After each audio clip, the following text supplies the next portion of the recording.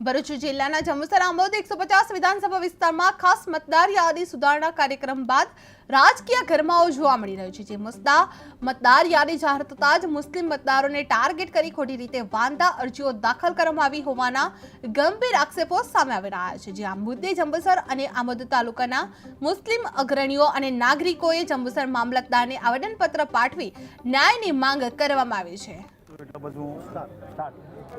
આજરોજ જંબુસર શહેર, આમોદ શહેર તેમજ જંબુસર તાલુકાના સમસ્ત મુસ્લિમ સમાજ મામલતદાર જંબુસર ઓફિસે ભેગા થયેલ છે। એનો મુખ્ય હેતુ એ છે કે હાલમાં જંબુસર તાલુકા તેમજ આખા ભારતની અંદર એસઆઈઆરની કામગીરી ચાલુ છે। આ જે એસઆઈઆરની કામગીરી જે ચાલુ છે તે કામગીરી દરમિયાન જે કંઈ બીએલઓ હતા એ બીએલઓએ પોતાની નૈતિક ફરજ બજાવી અને લોકો સુધી ફોર્મનું વિતરણ કરેલું છે અને એ વિતરણ કર્યા પછી લોકોના જે કંઈ ફોર્મો સબમિટ થયા છે તે બાબતે એસઆઈઆરની કામગીરીનો પ્રાથમિક મુસદ્દો તૈયાર થયેલ છે।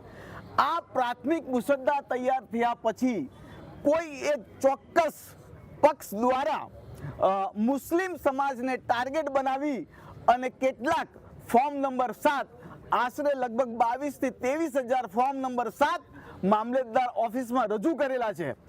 આ એક ષડયંત્ર છે અને આ જે વોટ છે એ લોકશાહીની નીમ છે અને બંધારણે દરેક વ્યક્તિને, દરેક નાગરિકને મત આપવાનો અધિકાર આપેલો છે। તો તેવા સંજોગોની અંદર આ જે પ્રક્રિયા એસઆઈઆરની ચાલી રહેલી છે એ પ્રક્રિયા પારદર્શક, ન્યાયિક અને લોકતંત્રને ધ્યાનમાં રાખીને થવી જોઈએ।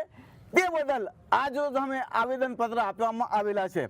વધુમાં હું આપના માધ્યમથી જાણ કરીશ કે આ જે લોકોએ જે ચોક્કસ પક્ષે આ મુસ્લિમ સમાજની જે ટાર્ગેટ બનાવેલો છે એ ટાર્ગેટ બનાવ્યા પછી આ લોકોને વિરુદ્ધમાં જે કોઈ પણ પુરાવા વગર આ જે અરજી કરેલી છે ફોર્મ નંબર 7 રજૂ રાખેલા છે।